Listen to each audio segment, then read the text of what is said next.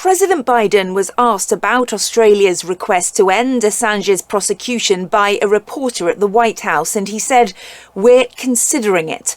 The Australian Parliament recently passed a measure backed by Prime Minister Anthony Albanese calling for the return of Mr Assange to his native Australia.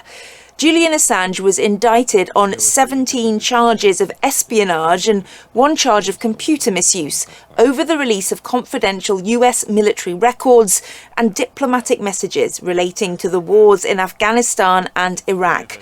American prosecutors alleged that he encouraged and helped the US Army intelligence analyst Chelsea Manning to steal cables and files that WikiLeaks then published, putting lives at risk. Manning was jailed for 35 years, but former President Barack Obama commuted her sentence in 2017.